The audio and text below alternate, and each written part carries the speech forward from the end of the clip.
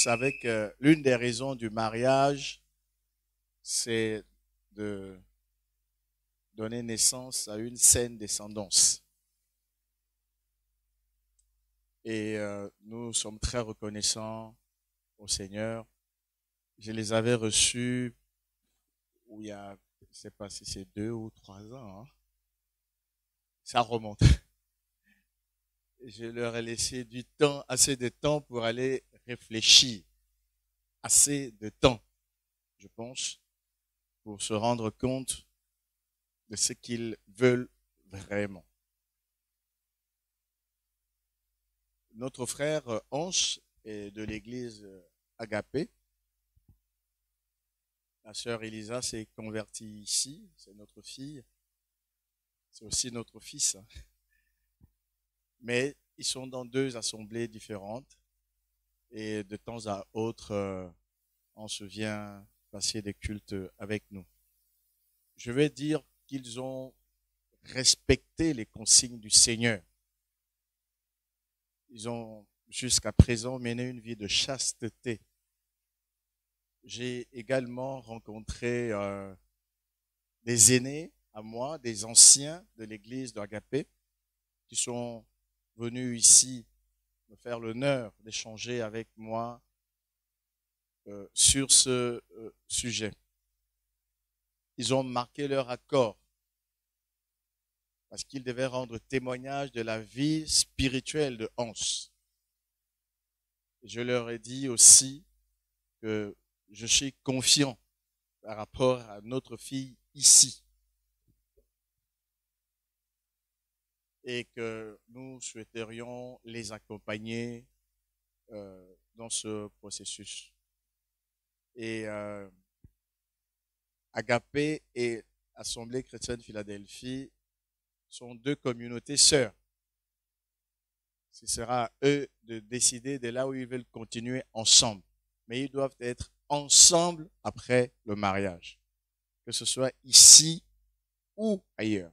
La règle étant que quand un frère de l'église épouse une sœur d'une autre assemblée, la sœur vient ici.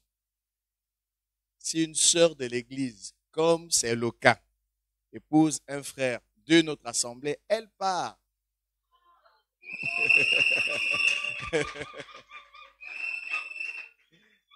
C'est ça la règle. Mais les anciens et moi avons convenu de leur laisser le choix. Donc, ce sera même pas négociable. Elisa, si on se dit on part, vous partirez. Si elle dit vous restez, dis gloire à Dieu.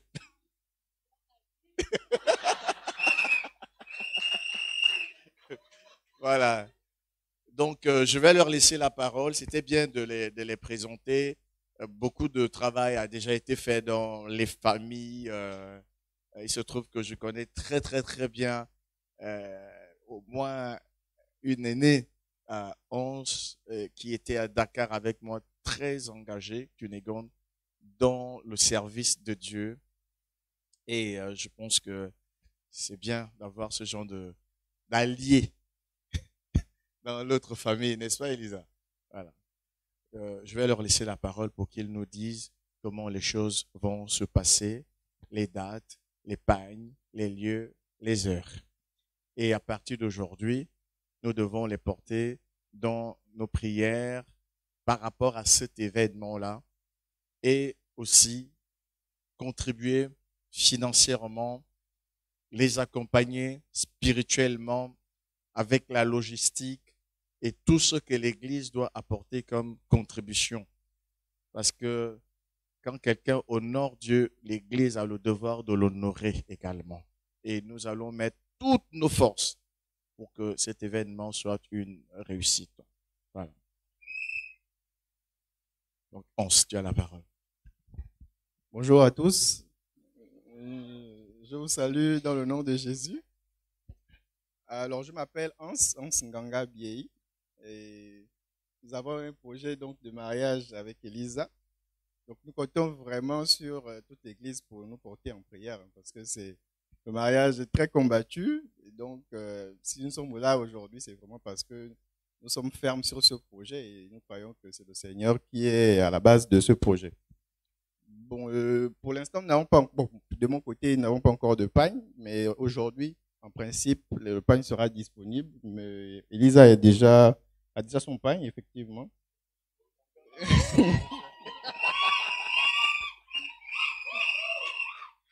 Alors, pour les dates, c'est prévu pour le 23 et le 30 mars, par la grâce de Dieu. Et donc, ça va se passer, en principe, du côté de Nzayon, chez son papa. Et pour le civil, ce sera à Ngongé, non loin de Kikinou. Il y a une salle, je ne sais plus comment ça s'appelle. Avion Royal, voilà, c'est ça. Donc, voilà, c'est à peu près ça le chronogramme. Et donc, merci déjà d'avance pour vos prières. Et voilà, amen. Oui, 2 samedis successifs. Oui. Bonjour, peuple de Dieu. Alors, comme on se l'a dit, on va s'unir dans les liens sacrés du mariage le 23 et le 30 mars prochain. Alors, nous comptons sur vous, notre famille spirituelle, pour rendre cet événement inoubliable. On fera la fête comme on sait bien le faire. Et voilà le pain de ACP. Bon, mon pain, quoi. Le pain de ceux qui ne vont pas payer les amendes. Voilà. Merci beaucoup. Merci, vous pouvez vous rasseoir. Soyez bénis.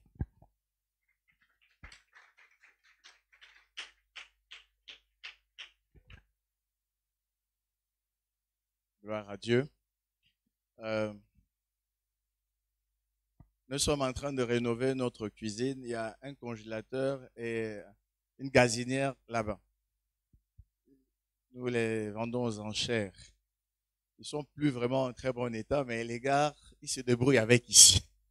Les frères qui habitent dans l'église. Donc, la base, c'est 10 000. Donc, celui qui donnera 10 000, le premier, il amènera la gazinière. Celui qui donnera 20 000 en premier amènera le congélateur. Aujourd'hui même. C'était pour qu'il y ait de la transparence par rapport à cette question. On va racheter d'autres matériels pour l'église. Alors, l'église est une église missionnaire. Nous avons prêché sur l'évangélisation, sur la mission et nous avons eu un début de culte particulier, mais c'est pas tellement particulier pour ceux qui sont là depuis un moment. Il nous arrive d'avoir des dimanches comme ça. Nous devons parler de Christ, inviter des gens. C'est notre travail en tant que chrétien. Lorsque le Seigneur est parti, il a dit, tout pouvoir m'a été donné dans les cieux et sur la terre, allez et faites de toutes les nations des disciples. Nous n'avons pas le pouvoir de convertir quelqu'un, mais nous avons le devoir de prêcher Christ. Et nous devons le mettre en pratique.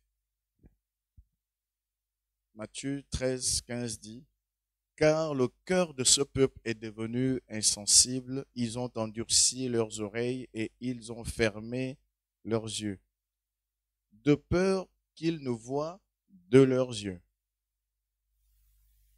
qu'ils n'entendent de leurs oreilles, qu'ils ne comprennent de leur cœur, qu'ils ne se convertissent et que je ne les guérisse. »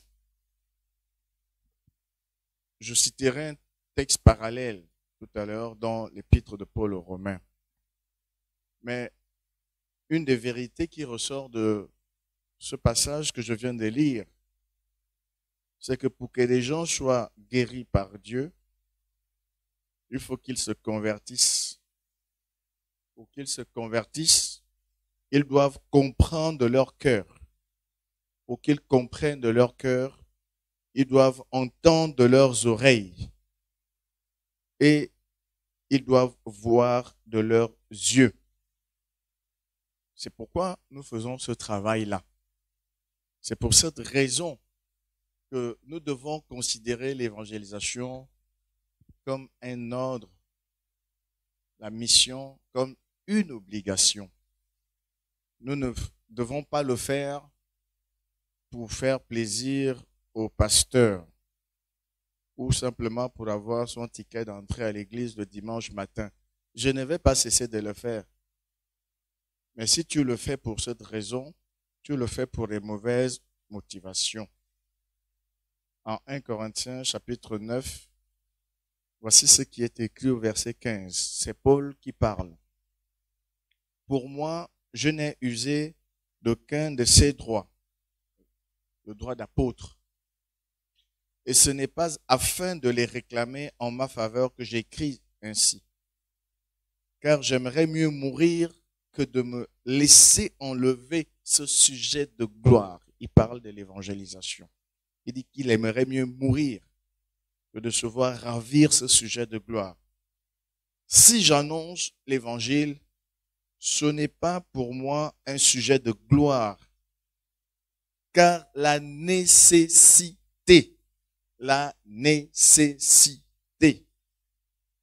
m'en est imposée. Et moi qui travaille aux impôts, je sais bien ce que veut dire ce mot-là. Imposé. C'est quand tu dis à quelqu'un, tu payes. On monte, on descend, il va payer. La nécessité m'en est imposée. Il ajoute, et malheur à moi si je n'annonce pas l'évangile. Si je le fais de bon cœur, j'en ai la récompense.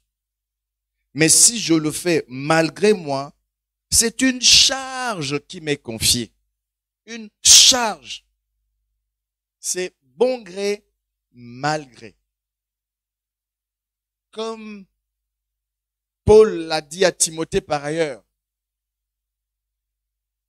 Prêche l'évangile en toute occasion favorable ou non.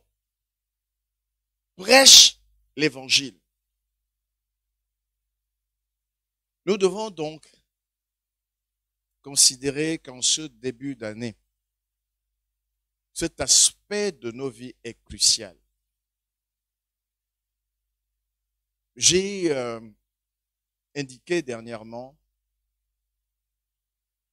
que chacun de nous doit prendre garde de la manière dont il commence son année.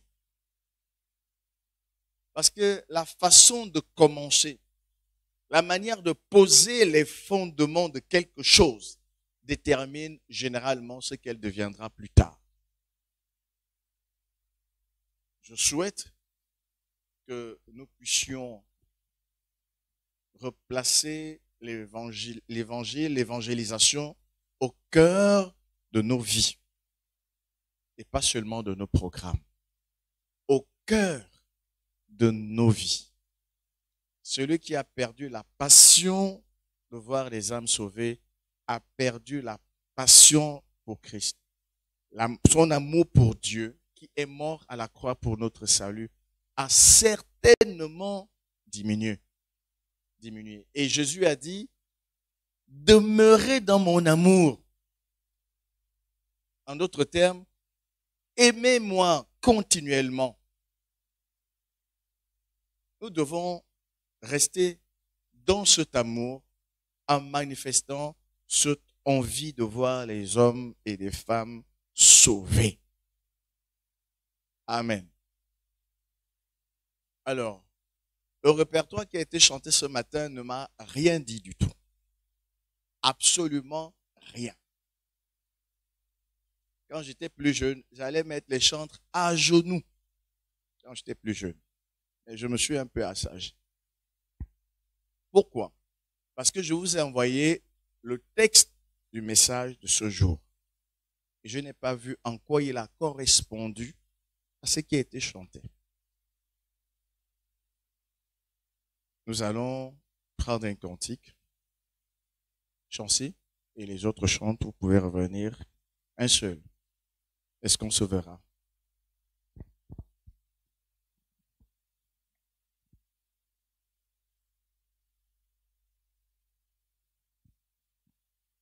Faites vite.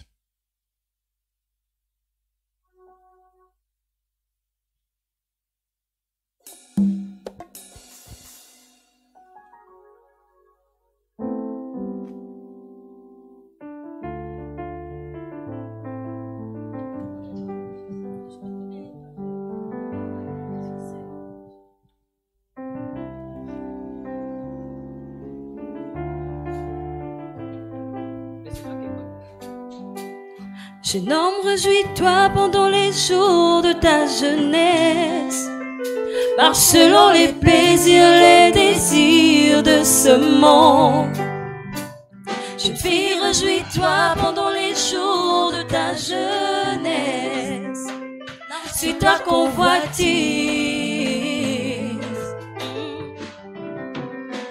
Mais dis-toi qu'un jour tu comparaîtras devant ton Créateur. Oh. Mais dis-toi qu'un jour tu rendras pour tout ce que tu as fait sur cette terre.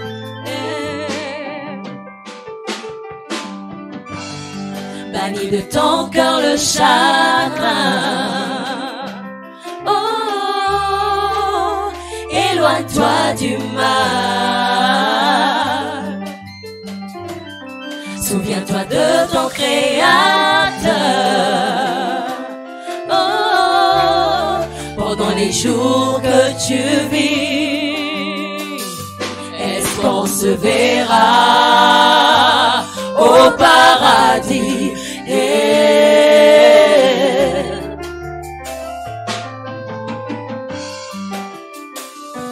Est-ce qu'on se verra là-bas? Oh.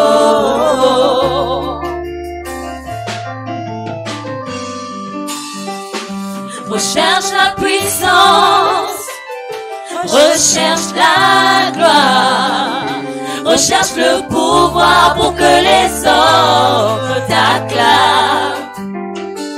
Mais que te sert-il de gagner ce monde, puisqu'un jour tu partiras? Pense-toi que ton ami qui se perd. Un jour glorieux, un jour merveilleux, un jour glorieux, un jour merveilleux, où le Seigneur descendra avec son armée derrière lui, et moi je marcherai près de lui. Est-ce qu'on se verra au paradis?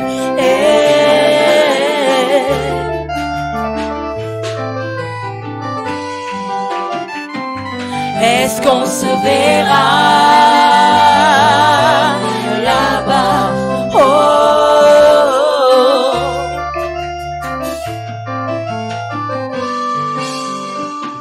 ce jour-là, les aveugles feront clair, les sourds se mettront à entendre, les voix devront dire comme des cerfs, les muets exprimeront toute leur joie.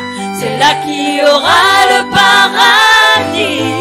Aucun impur n'y passera, aucun idolâtre n'y rentrera. Pouvoir Adonai,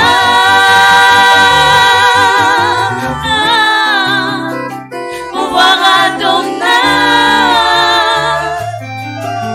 Je veux te voir, Seigneur.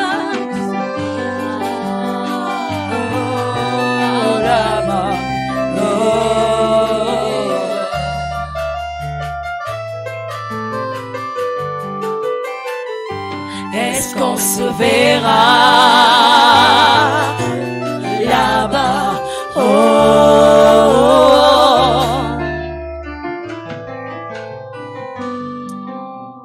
Nous te bénissons une fois de plus, Seigneur notre Dieu. Merci pour ta présence dans nos vies. Merci pour ta présence en ce lieu. Que toute la gloire te revienne pour le culte de ce jour. Au nom de Jésus. Amen. Vous pouvez vous rasseoir. Je nous invite à lire la parole de Dieu dans le livre des Actes des Apôtres au chapitre 2. Il est écrit, le jour de la Pentecôte, ils étaient tous dans le même lieu. Tout à coup, il vint du ciel un bruit comme celui d'un vent impétueux, et il remplit toute la maison où ils étaient assis. Des langues semblables à des langues de feu leur apparurent, séparées les unes des autres, et se posèrent sur chacun d'eux. Et ils furent tous remplis du Saint-Esprit, et ils se mirent à parler en d'autres langues, selon que l'Esprit leur donnait de s'exprimer. Or, il y avait en séjour à Jérusalem des Juifs, hommes pieux, de toutes les nations qui sont sous le ciel. Au bruit qui eut lieu, la multitude accourut, et elle fut confondue, parce que chacun les entendait parler dans sa propre langue. Ils étaient tous dans l'étonnement et la surprise, et ils se disaient les uns aux autres, voici, ces gens qui parlent ne sont-ils pas tous galiléens? Et comment les entendons-nous dans notre propre langue à chacun, dans notre langue maternelle? Parthes, Mèdes, Élamites, ceux qui habitent la Mésopotamie, la Judée, la Cappadoce, le Pont, l'Asie, la Phrygie, la Pamphylie, l'Égypte, le territoire de la Libye, voisine de Cyrène, et ceux qui sont venus de Rome, juifs et prosélytes, crétois et arabes. Comment les entendrons-nous parler dans nos langues des merveilles de Dieu? Ils étaient tous dans l'étonnement, et ne sachant que penser, ils se disaient les uns aux autres, que veut dire ceci? Mais d'autres se moquaient, et disaient, ils sont pleins d'un vin doux. Alors Pierre, se présentant avec les 11, éleva la voix et leur parla en ces termes, hommes juifs, et vous tous qui séjournez à Jérusalem, sachez ceci, et prêtez l'oreille à mes paroles. Ces gens ne sont pas ivres, comme vous le supposez, car c'est la 3e heure du jour. Mais c'est ici ce qui a été dit par le prophète Joël. Dans les derniers jours, dit Dieu, je répandrai de mon esprit sur toute chair. Vos fils et vos filles prophétiseront.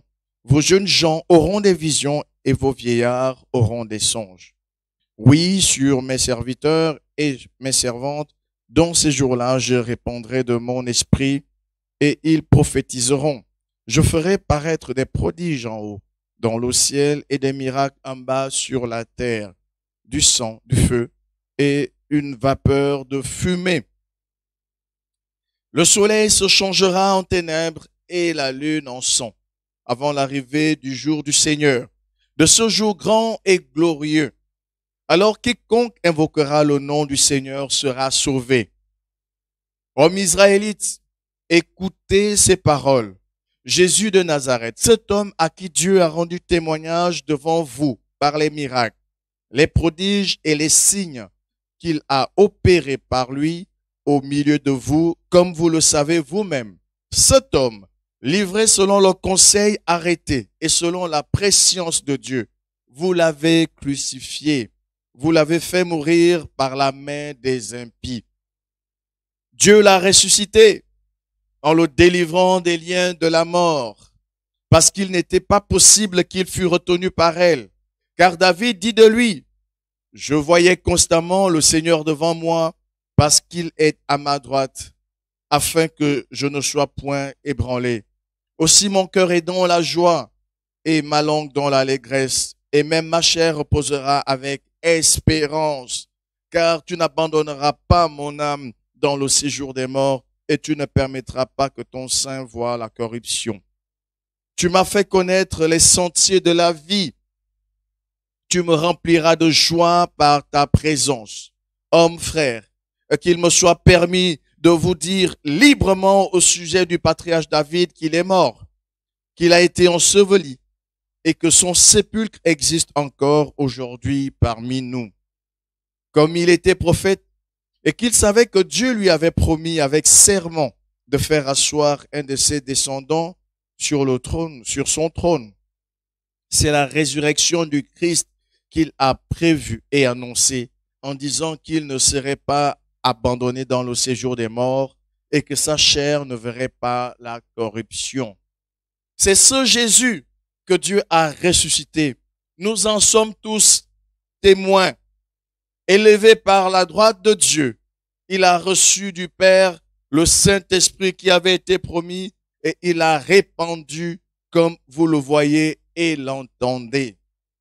Car David n'est point monté au ciel, comme il dit lui-même. Le Seigneur a dit à mon Seigneur, assieds-toi à ma droite jusqu'à ce que je fasse de tes ennemis ton marchepied. Que toute la maison d'Israël sache donc avec certitude que Dieu a fait Seigneur et Christ, ce Jésus que vous avez crucifié. Après avoir entendu ce discours, ils eurent le cœur vivement touché et ils dirent à Pierre et aux autres apôtres, « Hommes, frères, que ferons-nous » Pierre leur dit, « Repentez-vous et que chacun de vous soit baptisé au nom de Jésus-Christ pour le pardon de vos péchés et vous recevrez le don du Saint-Esprit. Car la promesse est pour vous, pour vos enfants et pour tous ceux qui sont au loin en aussi grand nombre que le Seigneur notre Dieu les appellera. » Et par plusieurs autres paroles, il les conjurait et les exhortait, disant, « Sauvez-vous de cette génération perverse. » Ceux qui acceptèrent sa parole furent baptisés. Et en ce jour-là, le nombre des disciples s'augmenta d'environ 3000 âmes. Ils persévéraient dans l'enseignement des apôtres, dans la communion fraternelle, dans la fraction du pain et dans les prières. La crainte s'emparait de chacun. Et il se faisait beaucoup de prodiges et de miracles par les apôtres. Tous ceux qui croyaient étaient dans le même lieu et ils avaient tout en commun. Ils vendaient leurs propriétés et leurs biens et ils en partageaient le produit entre tous selon les besoins de chacun. Ils étaient chaque jour tous ensemble assidus au temple, rompaient le pain dans les maisons et prenaient leur nourriture avec joie et simplicité de cœur, louant Dieu et trouvant grâce auprès de tout le peuple. Et le Seigneur ajoutait chaque jour à l'Église ceux qui étaient sauvés. Amen. Naître dans l'Église, c'est le titre que j'ai voulu donner à ce message. Il ne s'agit pas de nos enfants qui sont nés dans l'Église. Je veux parler de nos enfants naturels. Ici, il s'agit de la naissance spirituelle et des enfants spirituels. Naître dans l'Église. Bien-aimés, en ce début d'année, je crois que le Seigneur a voulu m'orienter vers ce texte qui n'est pas dans la droite ligne de mes lectures bibliques quotidiennes. Je suis en train de terminer le livre du prophète Ésaïe. Donc, en réalité, je devrais vous parler de Ésaïe 66 ou de Jérémie chapitre 1 ce matin. Mais je me suis laissé entraîner par la volonté de Dieu, je le pense, pour nous ramener dans le contexte originel de la naissance de l'Église. Comment l'Église est née et comment on fait partie de l'Église. Comment on devient membre de l'Église. Je précise au passage que l'Église répond à deux acceptions. Il y a l'Église locale, la communauté humaine qui a besoin d'une organisation, qui a besoin des institutions, ainsi de suite. Mais il y a aussi et surtout l'Église qui est le corps de Christ. C'est la véritable Église. Celle-là est spirituelle. Et n'en sont membres que ceux qui répondent aux critères du salut en Jésus-Christ. Naître dans l'Église, c'est connaître Christ comme nous venons de le voir dans ce passage. Le verset 1 nous parle du jour de la Pentecôte. Les disciples étaient réunis dans un même lieu et il y a eu un phénomène naturel. C'était comme un vent impétueux et il s'est déposé sur chacun d'eux, l'Esprit de Dieu étant apparu sous la forme de langue de feu. Je voudrais dire sur cette base, d'abord que la naissance de l'Église procède de l'action de l'Esprit que Dieu avait promis. L'Église est née par le moyen, par l'action du Saint-Esprit. L'action du Saint-Esprit. Une vie ne peut appartenir à l'Église que si le Saint-Esprit y a été actif. Je dirais même particulièrement actif. Il est écrit dans l'épître de Paul aux Corinthiens, au chapitre 1, chapitre 2, je vais dire, verset 2 Corinthiens, chapitre 2.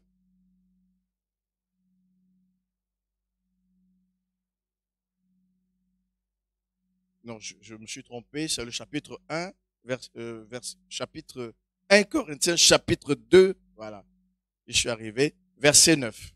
1 Corinthiens, chapitre 2, verset 9. Je vais même commencer au verset 7. L'apôtre Paul dit, « Nous prêchons la sagesse de Dieu, mystérieuse et cachée, que Dieu, avant les siècles, avait destinée pour notre gloire.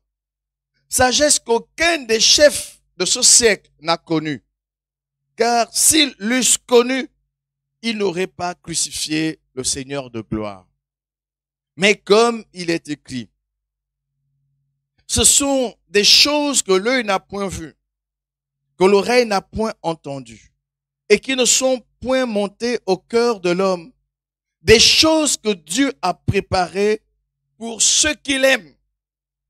Dieu les a révélées par l'Esprit, car l'Esprit sonde tout, même les profondeurs de Dieu.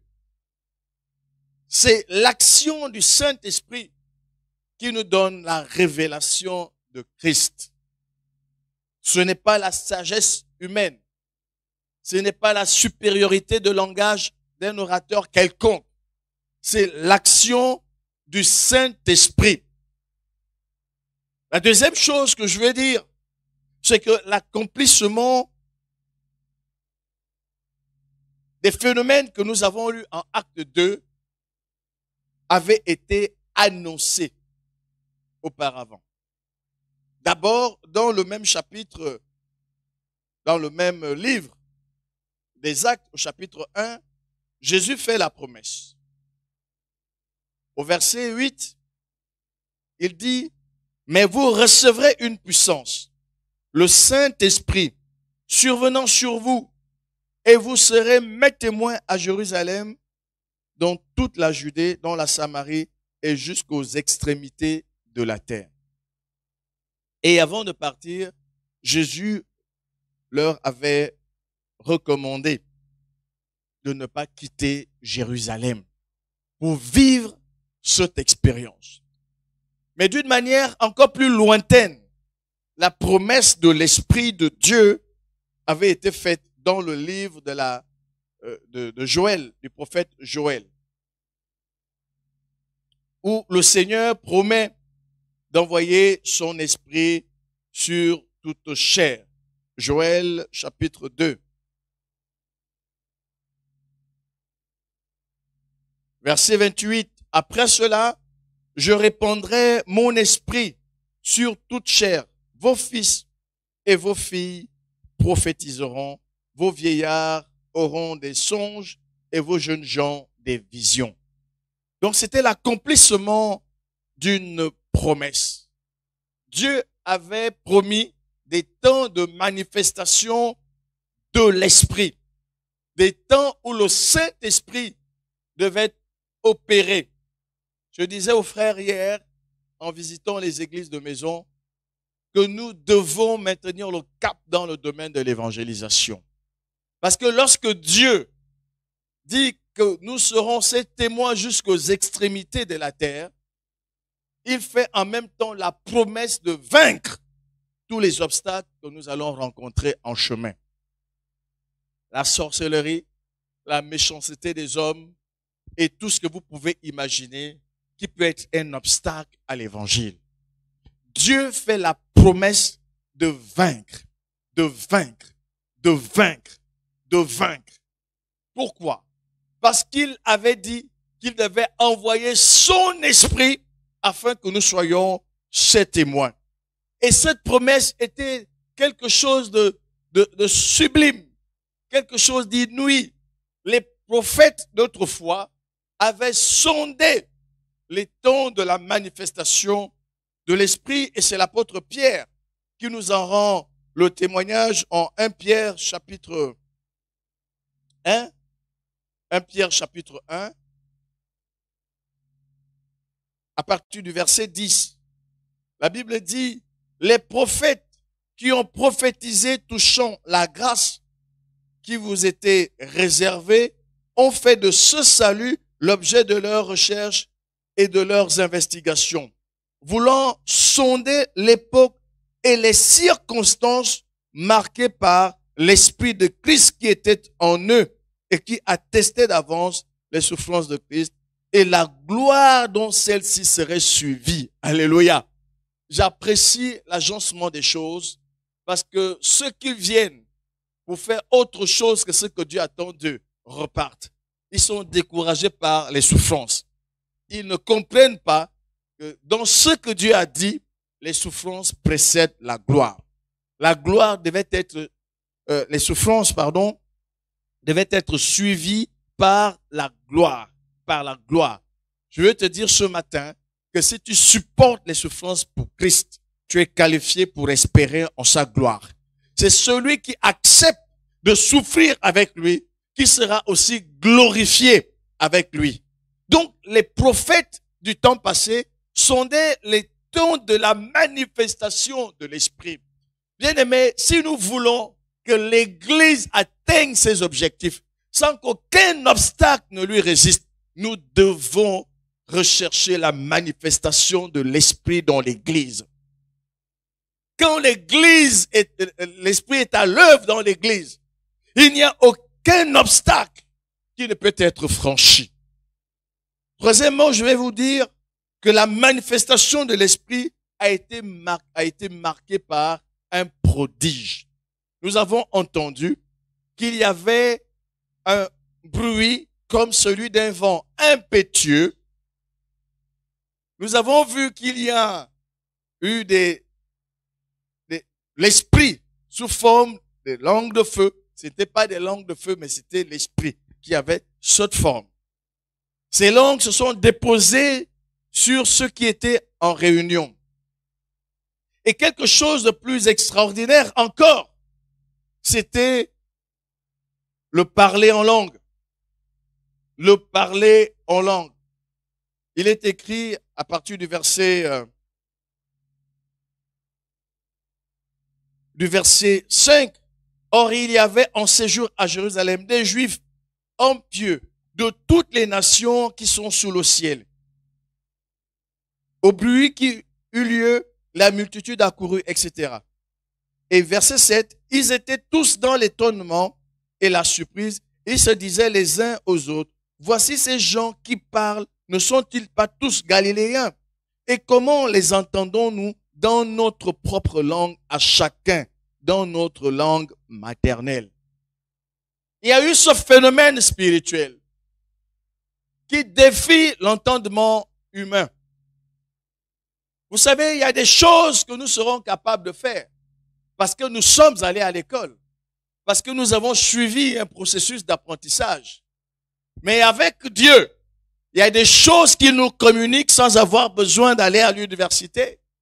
Il y a des connaissances que nous recevons par l'effet de l'Esprit Saint en nous.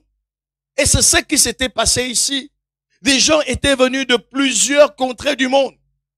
Ils étaient juifs. Ils étaient partis à Jérusalem pour adorer Dieu. Et quand l'Esprit de Dieu s'est manifesté, les apôtres, les disciples de Christ, s'étaient mis à parler en diverses langues. Donc, celui qui était pour nous entendait l'évangile en pour nous, de la bouche de quelqu'un qui ne l'était pas. Celui qui était, Zébi, c'était pareil. Tous ceux qui étaient venus, chacun entendait l'évangile dans sa langue. Et ils s'étonnaient. Ils étaient émerveillés. Et ils se disaient, mais ceux-là, ce sont des Galiléens. Mais pour nous qui sommes venus de toutes parts, comment les entendons-nous parler dans nos langues maternelles respectives? C'était un prodige. Alléluia. C'était un phénomène surnaturel. Et j'espère que tu crois au surnaturel. J'espère que tu ne prends pas l'Église comme une simple association mondaine qui poursuit des objectifs terrestres. J'espère que tu comprends que lorsqu'on parle de l'Évangile, il s'agit de la parole de Dieu manifestée dans la puissance du Saint-Esprit. Ils les entendaient. Cela nous amène à faire une petite déviation s'agissant du parler en langue. Ici, effectivement, nous constatons que le parler en langue, c'était la capacité donnée à des personnes de parler une langue qui n'est pas la leur sans l'avoir apprise. Ici, c'était donc des langues intelligibles qui pouvaient aussi s'apprendre à l'école. Et certains, dont le corps de Christ, soutiennent que ce n'est que ça, le parler en langue.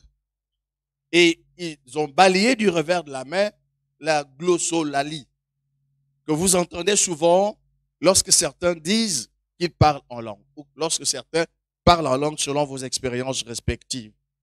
Alors un jour, je me suis mis à lire assidûment 1 Corinthiens 14. En réalité, ma doctrine a été beaucoup influencée par le baptisme. Donc, l'Église, la doctrine de l'Église baptiste, qui croit, comme je viens de l'indiquer tout à l'heure. Et puis, j'ai lu 1 Corinthiens 14. Recherchez la charité. Aspirez aussi aux dons spirituels, mais surtout à celui de prophétie. En effet, celui qui parle en langue ne parle pas aux hommes. Là, ça devient déjà problématique. Parce que quand tu parles une langue que quelqu'un comprend, tu t'adresses à lui. On est d'accord? Il ne parle pas aux hommes, mais à Dieu, car personne ne le comprend. Ce qui dénote déjà de l'expérience première de la Pentecôte. Il ne parle pas aux hommes, il parle à Dieu. Pourquoi? Parce que les hommes ne le comprennent pas. Et c'est en esprit qu'il dit des mystères. Il ajoute, celui qui prophétise, au contraire, parle aux hommes, les édifie, les exhorte, les console. Celui qui parle en langue s'édifie lui-même. Parce que dans son esprit, il sait ce qu'il exprime. Il s'édifie lui-même. Celui qui prophétise édifie l'Église parce que l'Église l'entend. Verset 5. Je désire que vous parliez tous en langue, mais encore plus que vous prophétisiez. Celui qui prophétise est plus grand que celui qui parle en langue. Amen. Amen. À moins que ce dernier n'interprète pour que l'Église en reçoive l'édification. Quelques versets plus loin, au verset 14, verset 12. De même vous, puisque vous aspirez aux dons spirituels, que ce soit pour l'édification de l'Église, que vous chercher à en posséder abondamment. C'est pourquoi que celui qui parle en langue prie pour avoir le don d'interpréter. Car si je prie en langue, mon esprit est en prière, mais mon intelligence demeure stérile. C'est-à-dire, ce ne sont pas des choses intelligibles. Alléluia. Que ferai-je donc? Je prierai par l'esprit, mais je prierai aussi avec l'intelligence. Je chanterai par l'esprit, mais je chanterai aussi avec l'intelligence. Pourquoi? Parce que je dois m'édifier et je dois aussi édifier les autres. Je referme ici la parenthèse. Mais je veux insister sur le fait que la manifestation de l'esprit s'accompagne de dons, de communication, de dons spirituels. Dans le Nouveau Testament, nous avons plusieurs listes de dons spirituels. C'est le cas notamment de 1 Corinthiens 12, au verset 28 et suivant. Vous pouvez également les lire dans Romains au chapitre 12, en Éphésiens chapitre 4. Vous trouverez plusieurs listes de dons spirituels qui ne sont pas le fruit de l'intelligence ou des capacités humaines. Donc, manifestation de l'esprit. Mais c'est quoi le Saint-Esprit? Je n'aurai pas le temps de vous faire des développements sur le Saint-Esprit. Mais si j'ai une chose à dire d'importance ce matin, c'est que le Saint-Esprit n'est pas une chose. Ce n'est pas une puissance seulement, mais c'est une personne. Il y a eu plusieurs débats à la naissance de l'Église sur le Saint-Esprit. Et il y a eu le concile de Nicée qui a consacré la trilogie des personnes qui composent la Trinité, la divinité. C'est la doctrine qu'on appelait la Trinité. Vous ne retrouverez pas le mot dans la Bible, mais le concept y est. Par exemple, allez et faites de toutes les nations des disciples, les baptisant au nom, c'est au singulier, mais ensuite, on cite le Père, le Fils et le Saint-Esprit. Le Saint-Esprit est donc une personne. Pourquoi? Parce qu'il parle. Par exemple, le Saint-Esprit avait dévié l'itinéraire missionnaire de l'apôtre Paul. Le Saint-Esprit avait dit en Actes chapitre 13, « Mettez-moi à part Paul et Barnabas pour l'œuvre. » C'est le Saint-Esprit qui parle quand vous lisez le texte attentivement. Par exemple, vous verrez que le Saint-Esprit se présente dans le livre des Actes des Apôtres comme une personne à qui on peut oser mentir. L'apôtre Paul, l'apôtre Pierre dit à Ananias et à Saphira, verset 5. Pourquoi Satan a-t-il rempli ton cœur au point que tu mentes au Saint-Esprit? On ne peut pas prétendre que je puisse mentir à ce pupitre qui est une chose inanimée. C'est un objet. Mais Pierre dit, vous êtes venus pour mentir au Saint-Esprit. Ananias et Saphira avaient vendu un champ à un prix et ils étaient venus déclarer un autre prix à l'église. On ne peut mentir qu'à une personne. On peut mentir qu'à une personne. La même chose en Éphésiens chapitre 4. La Bible demande de ne pas attrister le Saint-Esprit au verset 30. N'attristez pas le Saint-Esprit de Dieu par lequel vous avez été scellés pour le jour de la rédemption. On ne peut pas attrister ceux qui ne manifestent pas des émotions parce que la tristesse est une émotion. Donc le Saint-Esprit est une personne. D'après les Écritures, c'est la troisième personne de la Trinité. Quand Dieu envoie le Saint-Esprit, il l'envoie pour qu'il actualise les enseignements de Jésus dans nos vies. Pour qu'il actualise les enseignements du Seigneur dans nos vies. En Jean chapitre 16, au verset 12, il est écrit, « J'ai encore beaucoup de choses à vous dire, mais vous ne pouvez pas les porter maintenant. Quand le Consolateur sera venu, l'Esprit de vérité, il vous conduira dans toute la vérité. Car il ne parlera pas de lui-même, mais il dira tout ce qu'il aura entendu et il vous annoncera les choses à venir. » Cela ne se dit pas des objets. Alléluia. Donc c'est bien une personne qui entend, qui parle, qui conduit. Il me glorifiera parce qu'il prendra de ce qui est à moi et vous l'annoncera. Tout ce que le Père a est à moi. C'est pourquoi je dis qu'il prend de ce qui est à moi et qu'il vous l'annoncera. Donc il actualise les vérités bibliques en nous. Quand le Saint-Esprit te parle, tu auras l'impression que tu entends la voix de Jésus lui-même du temps où il prêchait. L'instrument physique qu'il utilise disparaît dans ton esprit. Ce n'est plus l'homme de Dieu que tu entends, mais c'est Dieu que tu entends au travers de lui.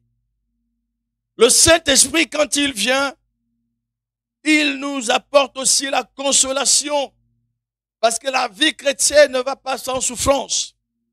En Jean 14, verset 26, il est écrit, « Mais le Consolateur, l'Esprit Saint que le Père enverra en mon nom, vous enseignera toutes choses et vous rappellera tout ce que je vous ai dit. » Le Consolateur.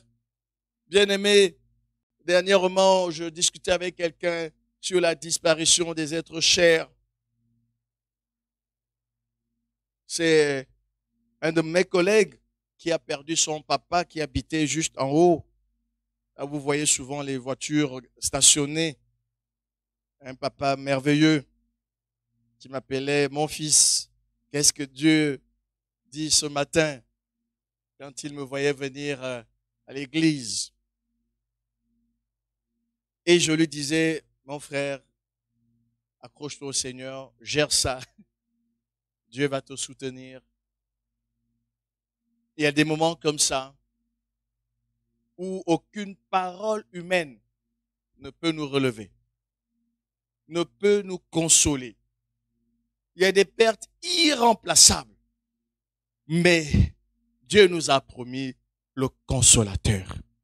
Et voyez-vous, je n'ai pas besoin de connaître votre peine pour dire que Dieu peut la vaincre.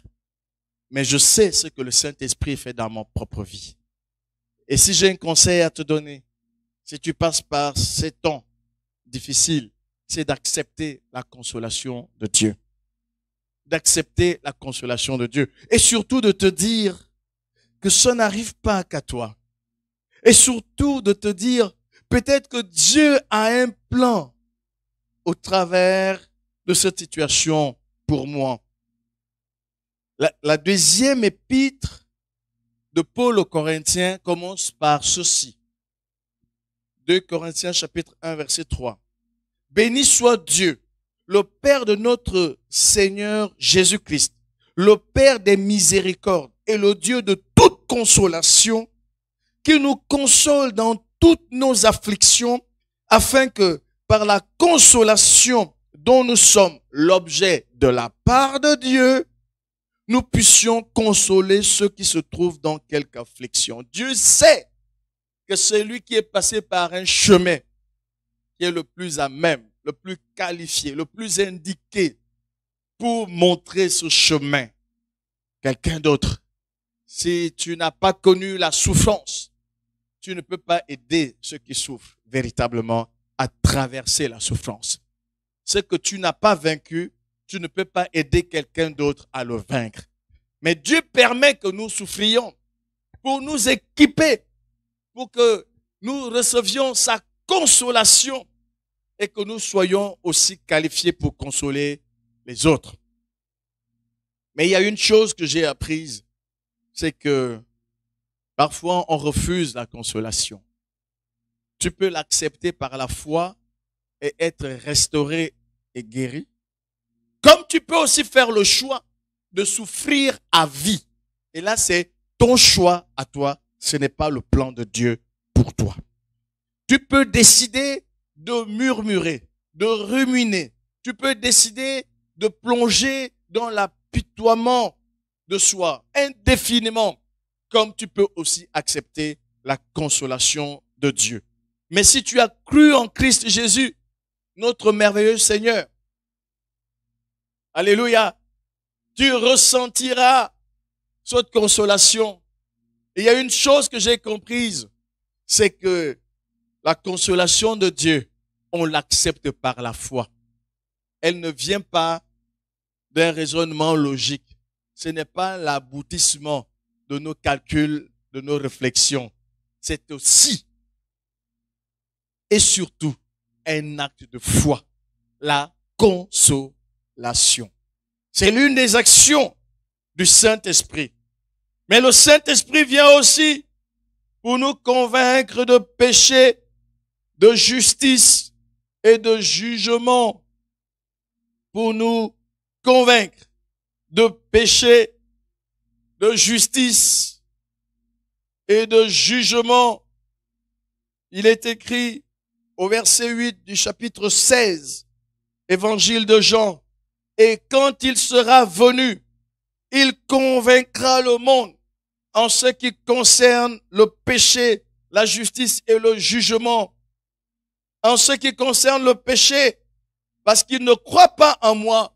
Si quelqu'un ne croit pas en Christ, si tu n'as pas mis tout ton cœur dans la personne de Christ, si ta confiance en lui n'est pas totale, si tu ne sais pas ce qu'il est et ce qu'il a fait pour toi, bien-aimé, la Bible dit, si tu ne crois pas, le Saint-Esprit te convainc du péché, de la justice, parce que je vais au Père et que vous ne me verrez plus, et le jugement, parce que le prince de ce monde est jugé.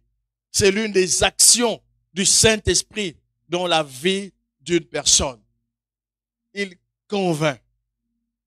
Quand je méditais sur ce passage, je me suis dit que c'était vraiment extraordinaire ce que le Saint-Esprit fait dans la vie des gens. À notre église, à Port-Gentil, il y a un bien-aimé. Je pense que c'était un ancien boxeur, entraîneur de boxe. Il est costaud. Le frère Guy Roger. Il est fort, vraiment fort. Mais le jour où j'ai vu ce frère venir à Christ dans l'église, avec une humilité incroyable, tu oublies sa masse corporelle. Tu es impressionné quand tu vois ce frère-là. Mais il a accepté le Seigneur comme un bébé, avec un cœur contrit. Et à chaque fois que je vais à l'église, je suis tellement heureux à Port-Gentil de le voir là, toujours aux premières loges. Dieu est plus fort que tous les costauds du monde. Tu peux bomber le torse et avoir des gros biceps. Quand le Saint-Esprit te touche, tu pleures comme un enfant. Il te convainc de péché, de justice et de jugement. Le Saint-Esprit vient également dans nos vies pour transformer notre caractère. Il vient pour transformer notre caractère. En fait, Dieu vient dans nos vies pour changer notre nature passée. Quand Dieu vient dans nos vies, il fait de toi une nouvelle personne. Tu es régénéré, recréé en Christ. Tu n'es plus la même personne. J'ai discuté avec des frères et il y a un qui m'a fait cette belle réflexion. Il a dit, quand tu te convertis, la Bible dit que si quelqu'un est en Christ, il est une nouvelle créature. Les choses anciennes sont passées, voici toutes choses sont devenues nouvelles. Amen. Néanmoins, quand tu te convertis, ton être intérieur change, mais ton apparence extérieure ne change pas. Tu restes la personne que les gens connaissent. Pourquoi? Parce qu'ils doivent voir, il faut qu'ils voient. Si tu as un autre visage, tu n'es plus la même personne qu'ils avaient connue et qui a changé. Il faut que ton apparence physique continue de témoigner que tu as la personne qui était impudique autrefois et qui est devenue sainte. Que tu étais le menteur d'avant qui est devenu un homme de vérité. Donc notre apparence physique n'est pas transformée comme notre intérieur change de nature parce que nous devons démontrer la manifestation de la puissance de Dieu dans nos vies. C'est moi que vous aviez connu, mais ce n'est plus exactement la même personne. De l'extérieur, je porte la même physionomie. J'ai la même corpulence, mais à l'intérieur, tout a changé. Tout a changé. Le Saint-Esprit vient transformer notre caractère. Quand il vient dans ta vie, quelque chose doit changer. Une mauvaise habitude doit être vaincue parce que Dieu est irrésistible. Quand il vient dans une vie, il bouleverse tout, il change tout, il transforme tout. Il te fait sortir dans un monde et te fait entrer dans un monde différent, dans un monde nouveau. Il te sort de certaines envies et il crée en toi des envies nouvelles. Il te sort de certaines fréquentations. Il te donne de nouveaux amis. Quand le Saint-Esprit vient dans ta vie, il te change vraiment. Frère, naître dans l'église, c'est naître par l'action de l'Esprit. Tu reçois cet esprit à la conversion et il continue d'être actif dans ta vie.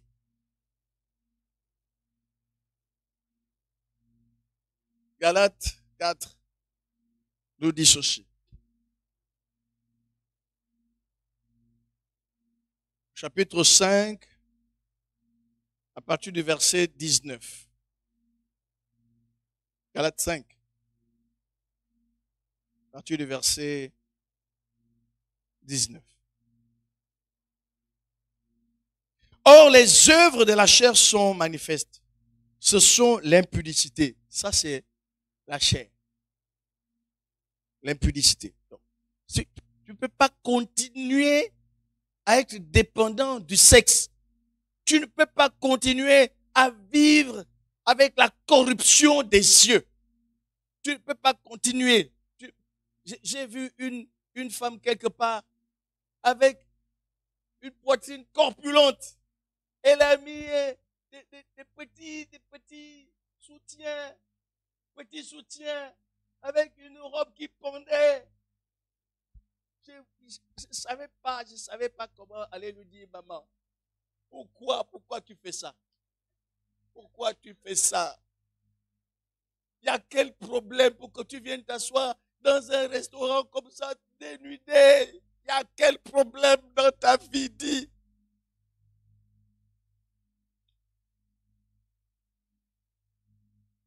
L'impudicité.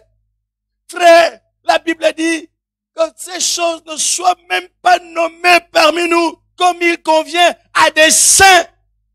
Dieu peut mettre un collier sur ton visage, te nettoyer les yeux impurs pour que ton regard soit saint, semblable à celui de Christ. Tu en as besoin. Si ce n'est pas encore le cas, c'est que tu as besoin de Christ. Tu as besoin de Christ. Jésus ne nous sauve pas à moitié. Il nous sauve totalement. Et quand il dit que les œuvres de la chair, c'est l'impudicité, ça veut dire que si tu vis de l'esprit, tu as vaincu l'impudicité. Et du verset 18, si vous êtes conduit par l'esprit, vous n'êtes point sous la loi. Ça veut dire que les choses qui sont condamnées par la loi, vous n'allez plus les pratiquer. Ces choses ne seront plus d'actualité dans vos vies. Frère, il est temps que tu recherches ta liberté. Il n'y a que des hommes libres qui prospèrent. L'esclave ne peut pas prospérer parce que tout ce qu'il fait est lié à son maître. Il ne peut pas faire tout ce qu'il veut. Alléluia. L'impudicité. Notre société est pourrie. Une jeune fille enceinte sans être mariée, c'est encore normal. dans notre société. Mais c'est contraire aux Écritures. Bien, mais c'est quand une étude a démontré, je tiens cette information du pasteur James, notre pasteur de Veno, qui a travaillé à la mairie. Et je crois que c'est le père Paul Mbabesol qui avait commandité cette étude-là par rapport à l'âge des mariages. Et il a été démontré que c'est lorsqu'il y a eu le réveil spirituel au Gabon dans les années 80 qu'on a commencé à avoir des mariages jeunes.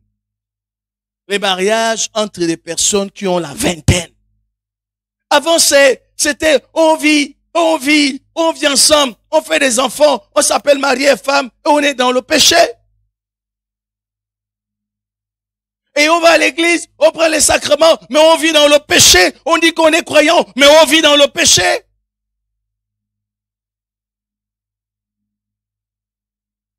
C'est un grand mal pour notre société.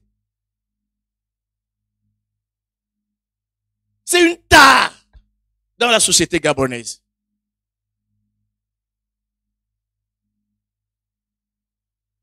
Et j'ai dit aux frères hier, ne croyez pas que ce qu'on voit ici, c'est la vérité absolue. Il y a des sociétés différentes. Il y a des environnements, quand tu y vas, tu ne vois pas ce que tu vois ici au Gabon. Il y a une autre façon de vivre. Le royaume de Christ, il n'a pas voulu créer un territoire pour mettre les chrétiens là-bas. Il a voulu les prendre du milieu du monde en les laissant dans le monde alors qu'ils ne sont plus du monde.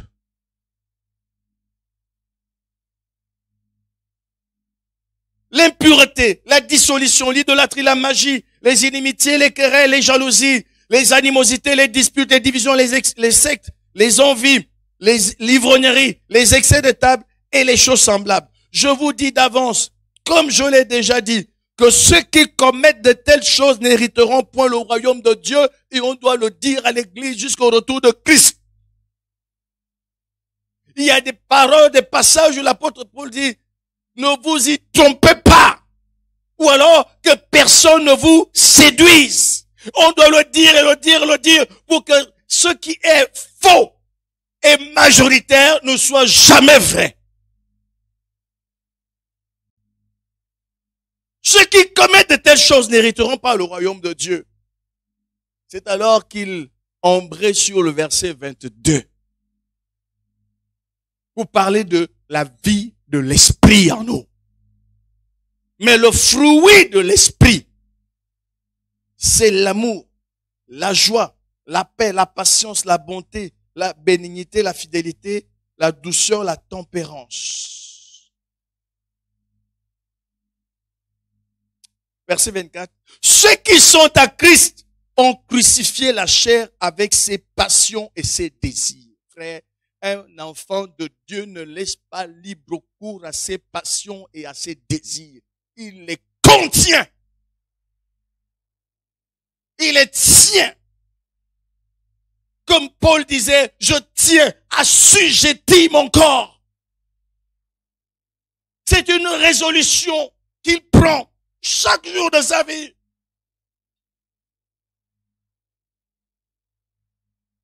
C'est aussi cela l'œuvre de l'esprit. La transformation du caractère. Aucune excuse ne vaudra devant Dieu au sujet du péché. Aucune. Ce n'est pas à Dieu de s'arranger à ce que tu fais. C'est toi qui dois t'aligner sur ce que Dieu dit. L'œuvre du Saint-Esprit, enfin, c'est aussi la manifestation de la puissance. La manifestation de la puissance. Je voudrais inviter l'Église cette année à faire preuve de plus d'audace.